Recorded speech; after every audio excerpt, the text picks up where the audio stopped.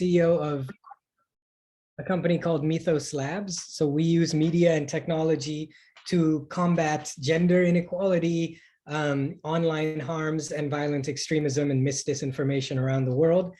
So I'm really thrilled to be speaking to you all today. We just hosted something as well for women entrepreneurs, specifically in the green space, women entrepreneurs working on climate and other environment-related businesses. So I'm really glad that that we can kind of be part of each other's events. Julie was kind enough to be part of ours.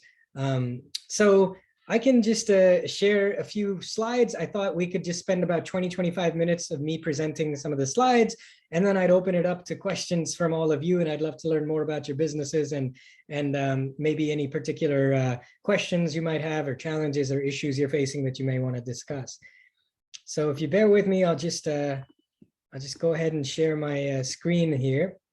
And I hope everybody's able to see my screen.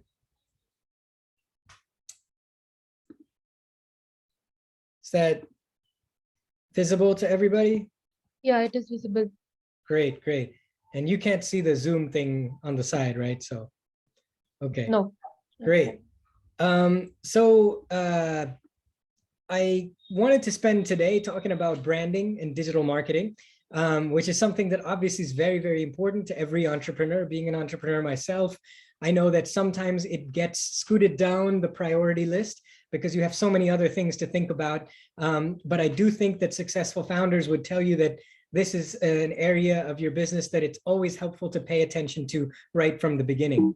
So the very first thing that we usually, when we're working with startups, advise them to consider is to do a basic market sizing exercise. So I don't know how many people on the call today have engaged in this sort of exercise, but what we mean by market sizing is just evaluating and identifying the size of the market that you can realistically capture.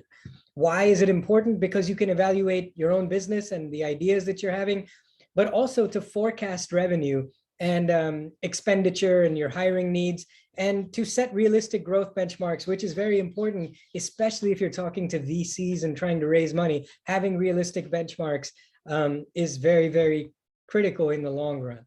So some of you may have seen this sort of approach before, but what we think is sort of a good way to go about market sizing is using a top-down approach, which means, first of all, figuring out the total addressable market for your business. So let's say you sell, I don't know, eco-friendly water bottles. Now, in theory, your total addressable market is everybody in the world who buys a water bottle, right? So that you could estimate and take sort of a large number of, well, the world's population is 8 billion, you know, assuming half of those people are too old, too young, or not interested in water bottles, maybe the other half are. So your market opportunity is 4 billion, but that's your total addressable market.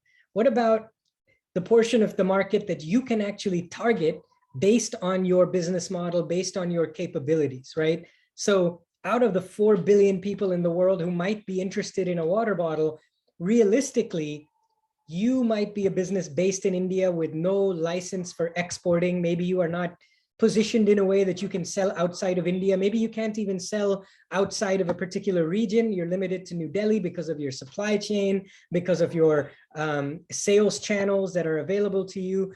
So you say, okay, the served available market out of those 4 billion who all want water bottles, the served available market is actually just, you know, the population of people in New Delhi who are looking for a water bottle, maybe 2 million or whatever. And then the last step is to calculate your served obtainable market. So the SAM is your served available market. How many people can you realistically try to reach? And the obtainable market is how, out of that number, how many are you likely to convert into actual sales? And for this, you can use existing penetration rates or conversion rates that you already have. Maybe currently, you know from your experience that every time you talk to 10 customers, about 4 of them end up buying your product. So you know your penetration rate is about 40%. So now you say, okay, my served available market was everybody in New Delhi who's looking for a water bottle, 2 million people, but I have a penetration rate of 40%, means out of everyone I talk to, 40% of them tend to buy what I'm selling. So my actual served obtainable market is 40% of 2 million, so just under 1 million. So that's a good way to sort of, if you think about TAM, SAM, and SOM, to start from the very whole universe of, you know, everybody you could potentially sell to, the total addressable market, then calculate out of that, how many people do I have the ability to reach, your served available market, and then from that, whittle it down further to how many people am I actually likely to convert, the served obtainable market. This will give you a really realistic picture of what success should look like from a marketing point of view. So you can set some realistic goals of this is how many people I want to try and achieve, reach out to this year, this is how many sales I want to try and make. So once you've got sort of market sizing and that's something that you're feeling comfortable with and you have a realistic expectation, you can go on to sort of defining your brand. Now, if you've ever seen one of these, just raise your hand, use the hand raising icon in Zoom. Has anyone ever seen a brand pyramid? All right, I see a few hands. So some folks have seen some version of this, right? You know, I should specify my background. I used to work at an advertising company called Ogilvy, which is global but based in New York, and I worked for our chairman and brand strategy consulting. And this is what we used every time Coca-Cola, Nike, Pepsi, big clients, small clients, we'd always have them start with coming up with a brand pyramid. It's really important to define what your brand is. Many people think, well, I know what my brand is. It's shoes. I sell shoes, or I sell, you know, clothing, or I sell this. That's your product. That's not your brand, right? Your brand idea at the very top of the pyramid, you know, the very, very unique thing that sets you apart, the core of your brand, the idea is the essence. It's the core value. So let's just take an example that everybody knows. I think everybody here has probably heard of Nike, right? The shoe and clothing brand Nike. Now, when you think of Nike, what is their brand idea? What's the essence? It's excellence, right? The idea of Nike is excellence. When you see a Nike commercial on TV, you see, you know, Serena Williams, Virat Kohli, all these people who are at the very, very top of their field. So the idea behind the brand is Nike stands for excellence. Now, what is the brand persona for your business? One way to think about this is if your business was a person, how would you describe it, right? So going back to Nike's example, the persona for Nike is committed, dedicated, hardworking, disciplined, right? Competitive. These are some adjectives you would use to describe Nike if it were a real person. And this is important for you to know because when you're talking about your brand, you start to get a sense of the type of people who would be your customers, right? Who tends to buy Nike shoes? It's people who believe in the brand idea, who think of themselves as the brand persona. So that's why this is an important exercise. And then you think about the emotional benefits that your brand offers, right? So one way to think about this is how does your brand make customers feel? So if I asked you that today, all of you on the call, that, you know, you're all selling or producing different things or different services, what do you want your customers to feel when they use your product or your service? Not what value do you want them to get, but what is the emotion you want them to feel? Do you want them to be relieved, happy, grateful, proud? You know, how do you want your product or service to make them feel? This will be very important when you start designing marketing copy and you start writing commercials and banners and advertisements and come up with your logo and the colors. All of this is designed to generate a certain feeling from your target audience. And then you think about the functional benefits of your brand. Now, this is where you start getting into the actual nuts and bolts of your product or your service, right? So if going back to the Nike example, the functional benefit of Nike shoes are that they allow you to jump a little higher, feel a little more comfortable, you know, maybe run a bit longer. They're airy, they're bouncy, etc. And then you get down to the bottom, which is your attributes, right? What are the actual specific small features of the product that's separated at a very, very product level?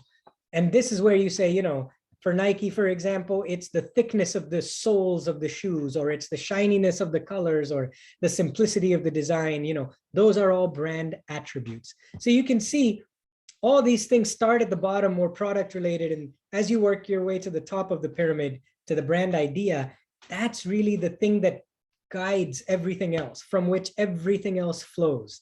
And if you're a good marketer, then every piece of advertising you ever create, from a small Facebook banner ad to a large, 50 lakh rupee commercial that you're producing, all of that should tie back directly to your brand idea. If you're ever confused about, is this a good marketing slogan? Is this a good logo? Just go through this checklist. Does it align with our brand idea? Does it signify the idea of our brand? Would you describe it the same way you describe the brand? Does it make your customers feel the way you want your brand to make them feel, et cetera, et cetera. So it's a really useful exercise. For those of you who have not done this so far in your entrepreneurial journey, highly, highly recommend coming up with a brand pyramid of your own for your own business. I think it'll help develop your marketing strategy tremendously.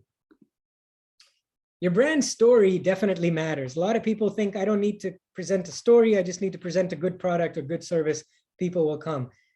Well, we're going to talk about why it matters, what your story should be, who you should tell it to, and how you should tell it.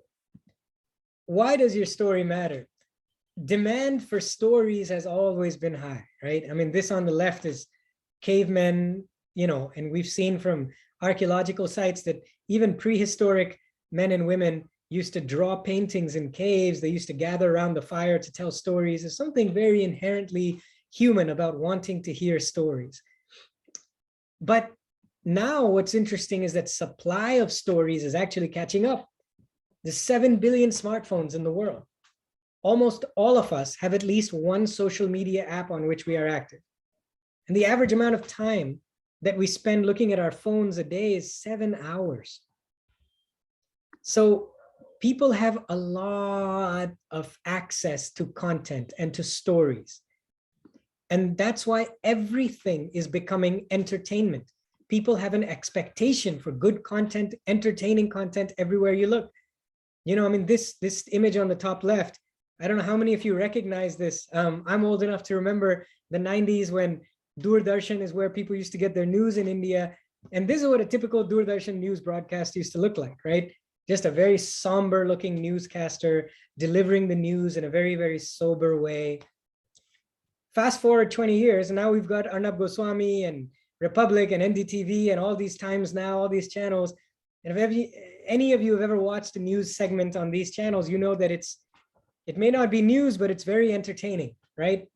I mean, this on the left is a church from Texas in America in the 1950s.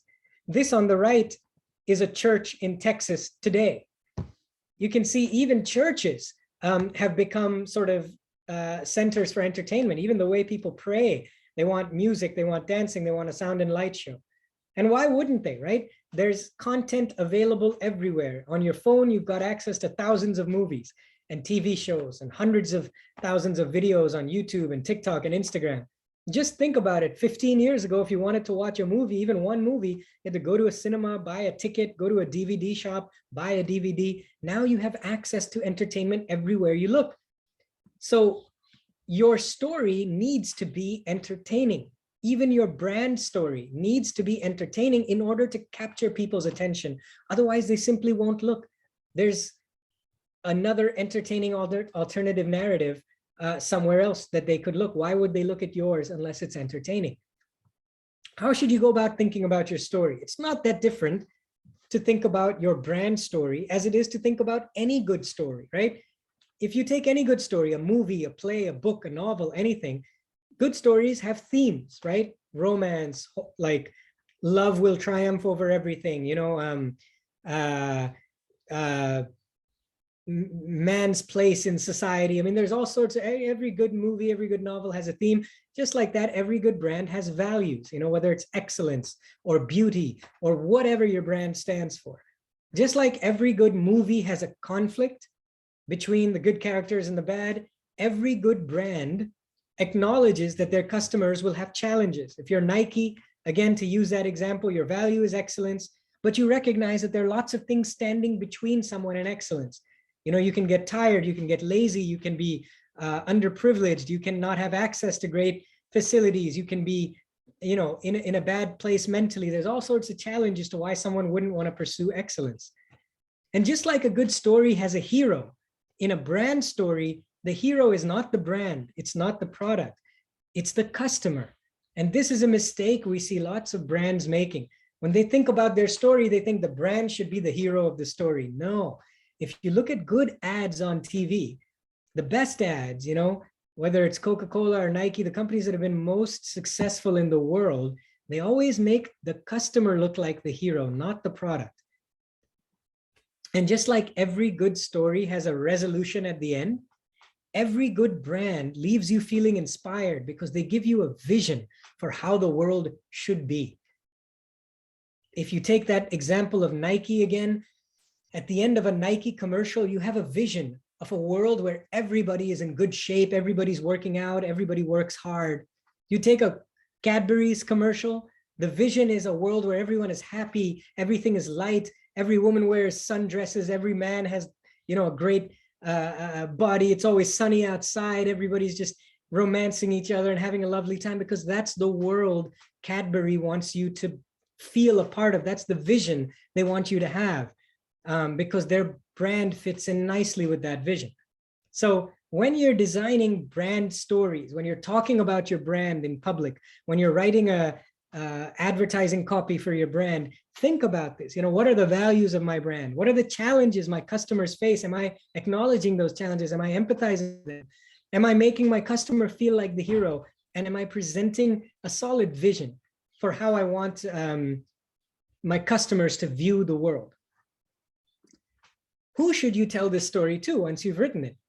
Well, you've got to know your audience, and there's 3 steps to doing that. Identify who your core audience is, segment them, and personify them. What do we mean by that? First, identify your audience. Most brands think, well, we've got one audience, right? If I'm selling, solar panels, my audience, my target audience is people who want to install solar panels in their house. Wrong. You probably have more than one target audience, right? You've got customers, of course, but maybe you have investors. Every time you walk into a pitch meeting with a VC, or you meet a private equity fund, or you meet somebody who's a wealthy individual who cares about climate or cares about what you're working on, they are a potential investor. They're a different audience. How you frame your business to them is different than how you would frame it to a customer. The things you would highlight, the things you would bury down low, all different. Maybe you have partners, companies that are not investors, they're not customers, but they're partners who help you work. How do you position your brand to them? That's different. Think about what they are looking for in your brand. You should highlight those attributes and minimize the focus on the rest. So identify the types of audiences you have, and then segment your customers. Once you've identified your customers, say, okay, my customers aren't just people looking for a house with solar panels. They are people who fall into different categories. Some are middle-aged homeowners who care about the environment. That's why they're looking at solar panels. Some are corporates, maybe corporate buildings or clubs or commercial real estate, and they want to greenify their property. Maybe some are young people who believe in the social justice element of saving energy. So segment your customers. This is important because only then can you personify your customers. One exercise that we recommend to startups all the time is to create customer personas. So actually, get a pen and paper and write down the demographics of your different customer segments. Give them a name. If you're Coca-Cola, you're selling Coke to young women, to young men, to middle-aged men, to people in cities, to people in rural areas. All of those are different types of customers. You have to personify each one. You have to understand what are the values, the fears, the goals, the challenges of each one of those, because only then will you be able to create targeted advertising that actually speaks to each one of those audiences in a unique manner. That's when you'll be able to create targeted messages and targeted distribution channels, right? So it may seem a bit silly, doing this exercise for all your customers, but I guarantee you, if you finish this exercise, you will feel like you have a much clearer vision, who exactly you're selling to and how you can position your product or service to better meet their needs, to better address their fears, and help them overcome their challenges. How should you tell your story? There's many channels, right? You can use email, social media, out of home, video, and these are just a few, right? How do you decide? There's many pros and cons, right? With email marketing, the goal is to drive sales. And the pros are that there's high return on investment. It's very low cost. You can do a lot of A/B testing where you try different types of emails, see which one works better. But the cons are that there's a small window to grab attention. And a lot of people just consider all email marketing to be spam. Social media we found is excellent for engagement. If you want to start building a loyal customer base, have a social media presence that is not just there, but that you're posting new things, you're starting conversations. And we always recommend have a dedicated person on your team, be the community manager. If you can't afford to hire someone just for that, make it part of somebody's existing responsibilities. It's not enough to just be on social media. You have to start a community there, and that requires constant participation and discussion and dialogue and two-way engagement between you and your customer base. And if you are looking to just maximize exposure and visibility, out of home marketing, even though it's very basic and old fashioned, like billboards and signs on the streets, still is one of the best ways to reach people, because it's simply unavoidable. Everybody driving past a billboard looks at that billboard. Everybody driving past a bus stop looks at that banner. Of course, the cons are you cannot attribute how many people are coming to your business this way, and you cannot have two-way conversations and engagement. So really using a combination of these is the best approach, but different channels have different pros and cons. So with that, I'd just like to end the presentation and take any questions that folks might have. Thank you very much. Thank you so much for this presentation. Any questions?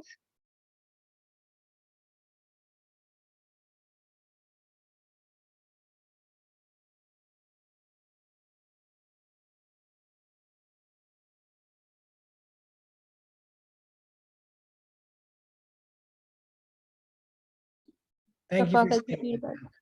Thank you, Shafak. And I'll leave our website here and my email in case anybody thinks of any questions later or just wants to learn more about our work. So invite you all to do that. Yeah. Yeah, I guess if there are no questions, we're ending it for today. Once again, okay, Shafak has more things. Oh, thank you, Shafak. Yeah, glad. I hope you find it helpful. Thank you.